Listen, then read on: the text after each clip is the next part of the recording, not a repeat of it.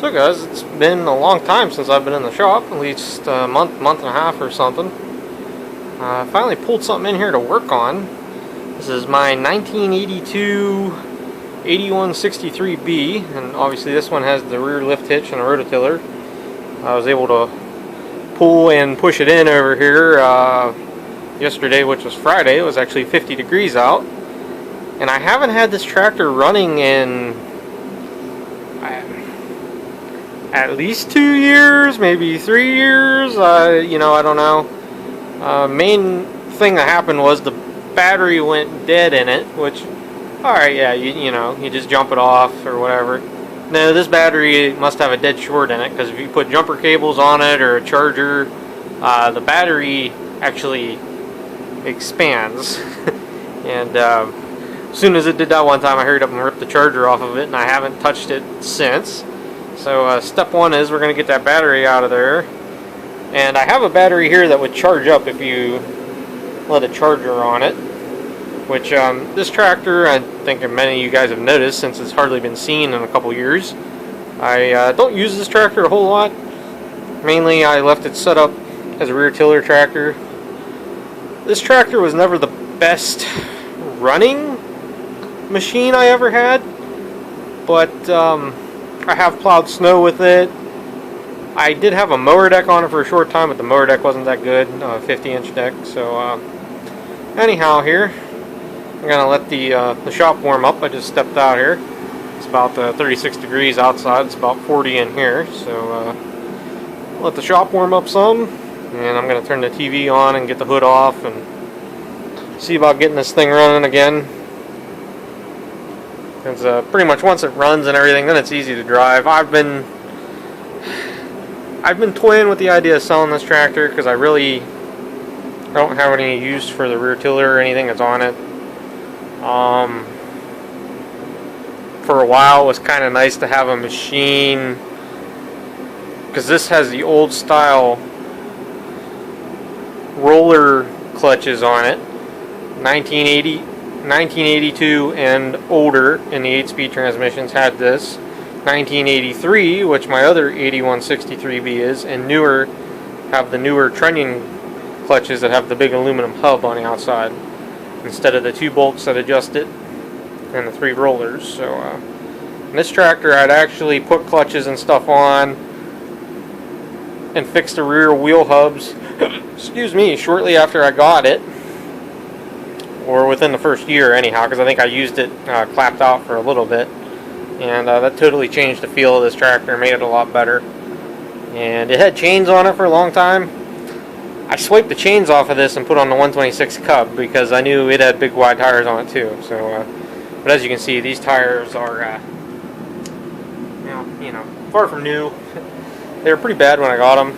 I slightly aired them up yesterday to roll it over here, and for the most part they stayed up. This tire here is the lowest, it looks like, which obviously it's probably the worst. So, but anyhow, now that I've talked for 3 minutes and 30 seconds about what's going on, maybe I'll actually get some work done here. And I actually have another motor to put on this tractor, and this is all going to depend if I decide to keep this thing or not. This motor, after you run it hard for about a half hour, hour sort of deal, it has a little bit of a rod knock to it. If you put thicker oil in it, or you shut it down and put some cooler oil in it, then it's alright. But this motor is, like I said, so runs. So anyhow, let me get this hood yanked off and yank this battery out. This is probably an MTD battery from work. Nope, not an MTD battery. What kind of junk battery was it? Well, I got a battery hold down on it. Can't see it. Oh, it's a Deca battery. Oh, that figures. So, okay, let me crack in here. No gas in the tank. That was actually pretty normal. I know the fuel leaked out of this thing. The other thing you always had to do with this... Wait, this gas cap doesn't even work on here? Huh. Well, that is odd. Doesn't even go down. Alright, I'll have to work on that. But yeah, you always had to put a little bit of gas down the throat of the carb to start it, and then if you did that, it started real easy and it was super nice. So, okay, let me do some disassembly here and look at some things, and I guess we'll get some fuel and hook up / charge up a battery, and we'll see if we get this thing to run at least. Then I can pick the rear tiller up more, and it'd be nice to put some better bolts in there and whatnot, but I'd lost all the bushings and the special bolts, and what are you gonna do?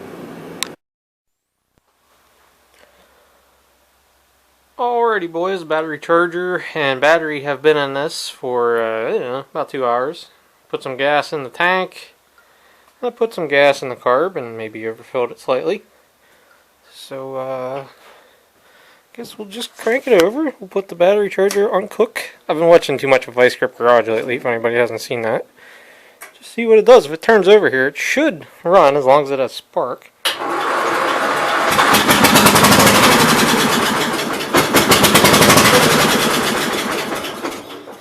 Okay, so it ran off the gas in the carb. That is a good thing. So, I guess I should reach under there and make sure the fuel's on the bottom of the tank. Should have been pumping fuel. I don't want to wear the battery and this crappy jump box I have on here down. So, hold on, let me reprime this thing and see if we can get it to stay running. Stayed running the second time with choke. Okay, another splash of gas. Put the choke like, I don't know, halfway.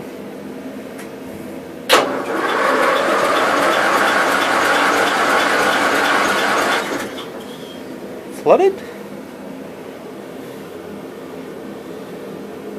Could be.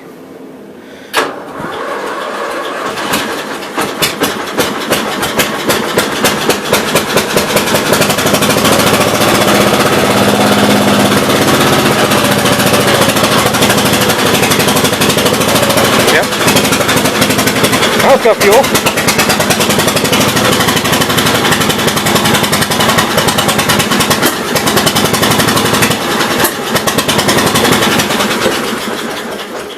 That's pretty much how it ran before, when idle. So let's fuel choke, yeah. Same difference, full choke.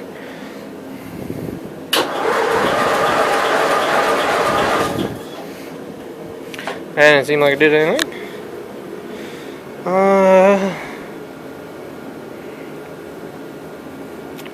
Well, let's see. Something.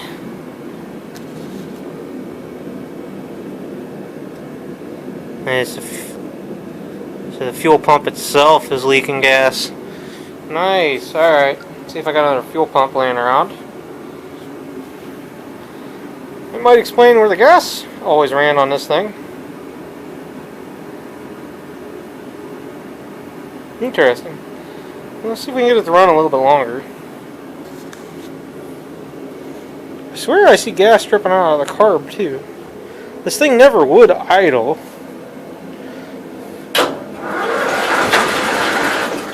Yep, tried for a second. Choke on like, I guess we'll go full choke. Nope, already out of battery power. Okay, I'll let the battery charge some more and just I'll change that fuel pump out. I think I have a fuel pump laying somewhere. Find out.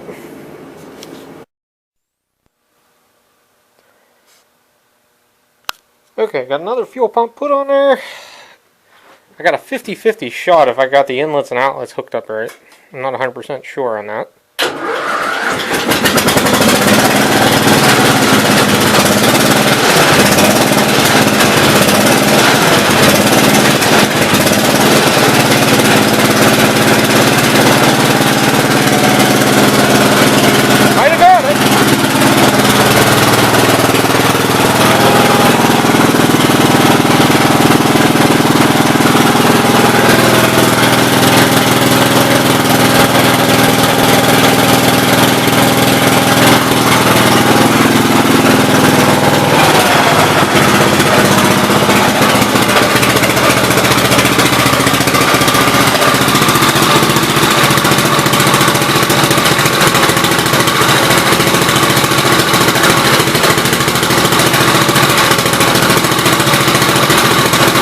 Okay.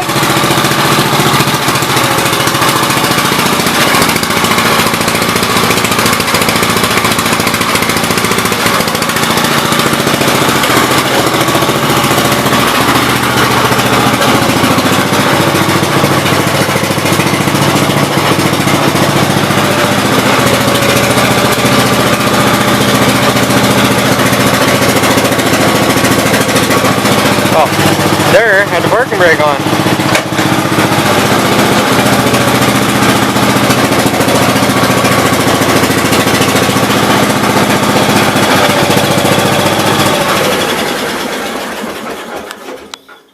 I'm happy with that. That's about what I had before.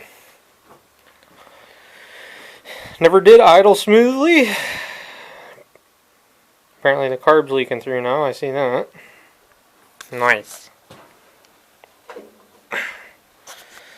So, carb could use rebuilt, which I don't know if I ever had this one apart or not. I think I did. But, it's running pretty decent, so. What I might have to do, and I know I don't have any, if I had some inline fuel shutoffs, I could shut the fuel off before the fuel pump and then wouldn't drain the gas tank. Actually, quit dripping there. Well, okay, it slowed down a lot. There's like one drip. So, I guess for the most part, just kind of assemble everything back together here, and I'm going to tighten up the reverse clutch because I do remember that was a problem, and looking at it from here, the clutch clearance is probably about double, or the clutch gap. You guys probably won't be able to see it. Oh, I think you can.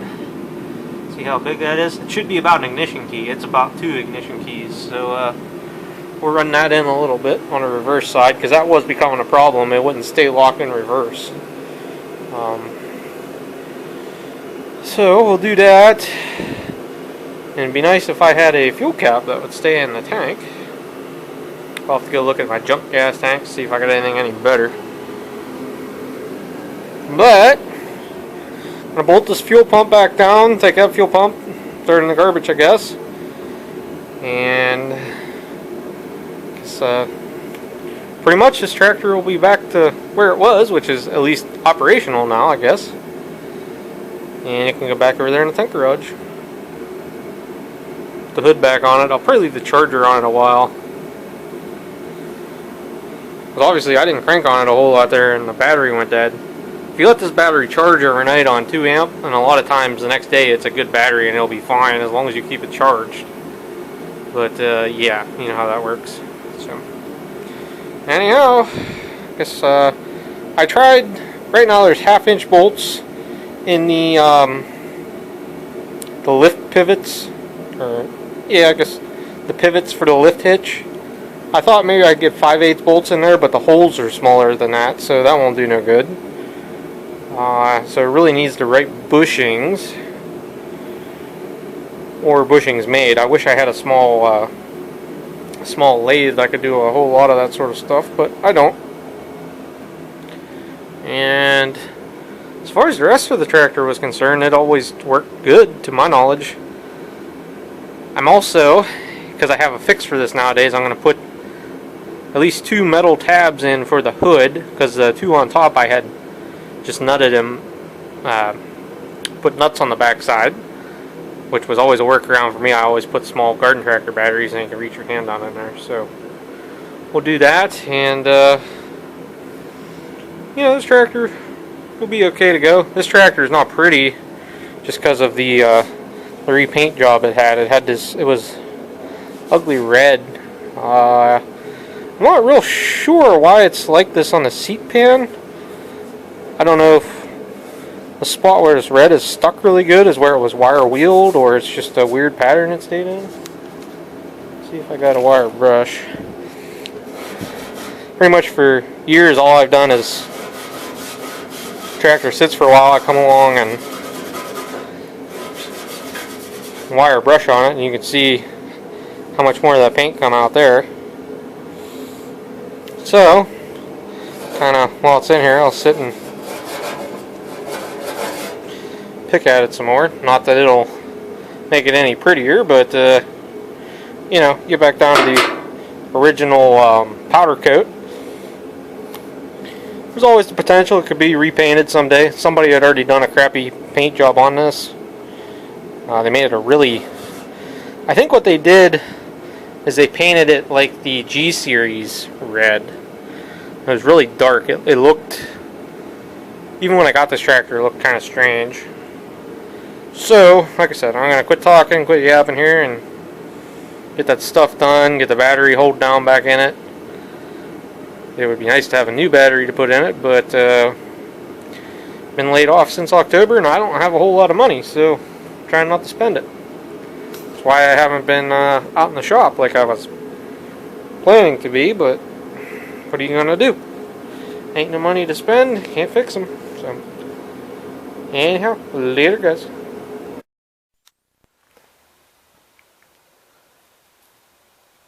So guys, I think it's actually been a few weeks since this segment. This is actually after the blow-in. February 21st, I think is today. President's Day, actually. And the other clips I know were clear before the blow-in. But just finally getting back out here. It's 60-some degrees today. I started the wood stove this morning. Just took the chill off in the shop. And it's about 70 degrees in here, so she's nice and warm. But things of housekeeping here. Got to bolt the fuel pump down. And whoever made this plate up here, thank you, because you drilled and tapped it, so all I have to do is unthread these bolts and bolt the fuel pump back down. I did just turn this thing over and it didn't turn over too hot, even though the battery is about 3/4 charged with the jump box on it. The jump box is Altosta Reno'd. Hoping I get this bolt out while I was doing that, but one bolt. I'm pretty sure, no, it was my other 8163B I put a new fuel pump on, so who knows. This is one of these cheap Briggs plastic fuel pumps, and I think this one I have or put on here is either a Sten's or the Kohler version, which I don't know if they're better or worse, but about the same. So get this changed around here, air the tire up, and well, the tire that leaks here, and make sure she got some fuel in her again, and we'll back her out and go pull the next project in. I got some 424 parts. Now the trick is this: how hard is this going to be to mount?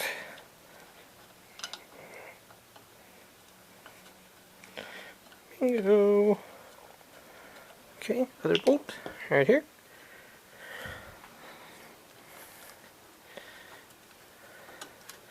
So,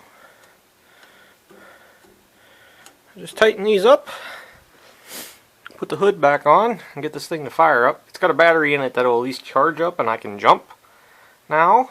So while it's running, it'll charge it. And that's about all I need out of a battery in this tractor. Just got to be able to jump it, charge it. So let me get these tightened up, and we'll go from there.